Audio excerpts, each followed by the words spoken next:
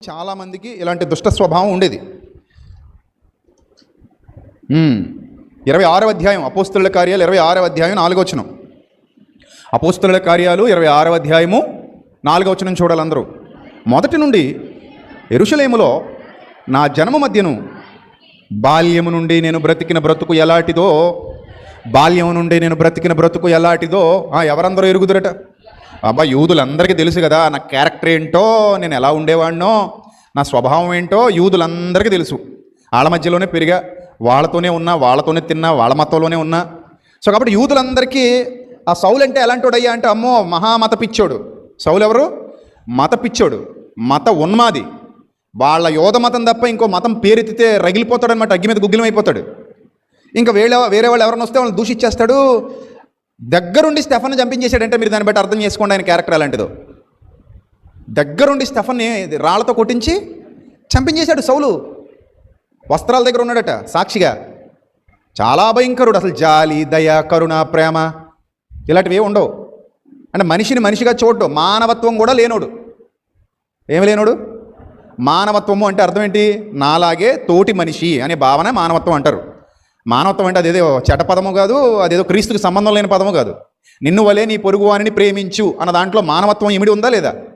చెప్పండి, ఇమిడి ఉందా లేదా?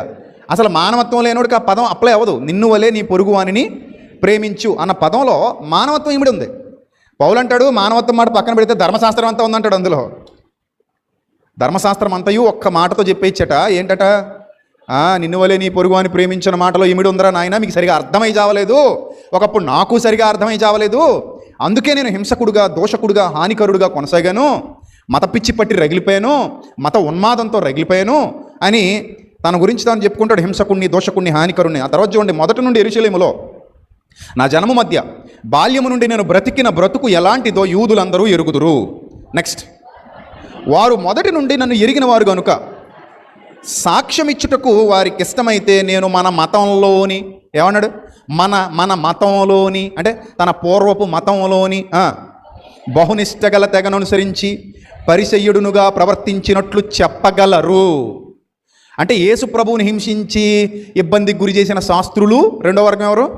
పరిసయ్యులు. ఆ పరిసయ్యుల వర్గానికి చెందినోడే సౌలు అనబడిన పౌలు. సౌలు గారి పాత పేరు, కొత్త పేరు మనందరికీ తెలుసు. అంటే క్రైస్తవంలోకి వచ్చాక కూడా చాలా సంవత్సరాలు సౌలుగానే పిలువబడ్డాడు. తర్వాత కొన్నాళ్ళకి పౌలుగా పిలువబడ్డాడు. ఎక్కువ సంవత్సరాలు క్రైస్తవంలోకి వచ్చాక కూడా ఎక్కువ సంవత్సరాలు సౌలు అనే పదంతోనే పిలువబడ్డాడు. వచ్చిన వెంటనే పౌలు అని పేరు మార్చలా ఎవరో కూడా. ఏమండి? ఆ తర్వాత ఆ చరిత్ర కూడా నేను గతంలో చెప్పాను మీకు. పేరు మారాలా, తీరు మారాలా అనే టాపిక్లో చెప్పాను. పేరు కాదు ముఖ్యం, తీరు ముఖ్యం అనే టాపిక్లో చెప్పాను. సరే, ఇప్పుడు ఇతను క్యారెక్టర్ ఇలాంటిదట. నేను ఇంత దుర్మార్గపు స్వభావం కలిగి ఉండేవాడిని, ఇలాంటి మత ఉన్మాదంతో రగిలిపోయేవాడిని. కాబట్టి ఇప్పుడు నేను ఆ భావజాలాన్ని విడిచిపెట్టి క్రీస్తులోకి వచ్చేసిన తర్వాత మరి నా పూర్వ మతంలో ఉన్న యూదుల్ని ఎలా చూస్తున్నాను? నా కన్సర్న్ ఏంటి వాళ్ళ మీద? నేను ఏమైనా పార్షియాలిటీ చూపిస్తున్నానా? నా ఆలోచనలు ఎలా ఉన్నాయి? నా దృష్టికి అందరూ ఒకలాగా కనబడుతున్నారు, ఎందుకంటే నశించిపోయేవారుగా కనబడుతున్నారట పౌలు గారు. క్రీస్తు ప్రేమ అనే కళ్ళజోడు పెట్టుకుని చూస్తున్నాడు పౌలు అందరినీ. క్రీస్తు ప్రేమ అనే కళ్ళజోడు పెట్టుకు చూస్తున్నప్పుడు అందరూ ఎలా కనబడుతున్నారట పౌలు గారి దృష్టికి? చెప్పండి, ఎలా కనబడుతున్నారు? అయ్యో, రక్షణ లేదు, పాపములోనే ఉండి చనిపోతున్నారు, పాపాన్ని విడిచిపెట్టలేదు, ఆ పాపపు భావజాలాన్ని విడిచిపెట్టలేదు, మారు మనస్సు పొందలేదు, వీరు నిత్య జీవానికి అర్హత ఇంకా సంపాదించుకోలేదు అనే జాలి, దయ. ఎందుకు? క్రీస్తు ప్రేమ అనే కళ్ళజోడు పెట్టుకున్నాడు. ఇప్పుడు క్రీస్తు ఎలాంటి వాడంటే నన్ను ద్వేషించేవాణ్ణి దూషిస్తా అనేవాడు కాదు క్రీస్తు. నన్ను ద్వేషించేవాణ్ణి చంపేస్తా అనే స్వభావం కలిగిన వాడు కాదు. క్రీస్తులో మత ఉన్మాదం లేదు. ఒకవేళ మత ఉన్మాదం ఉంటే యోధ జాతిలో పుట్టి యూదులకు సపోర్ట్ చేసేవాడు. మొన్న ఆదివారమే మీరు విన్నారు. కానీ యూదులకు ఎక్కడా యేసుప్రభు వారు సపోర్ట్ చేయలా. అదే జాతిలో పుట్టాడు. ఒక రకంగా మాట్లాడితే యేసుప్రభుది కూడా యోధ మతంలో నుంచి వచ్చాడు. ఆయన ఏ మతంలో నుంచి వచ్చాడు?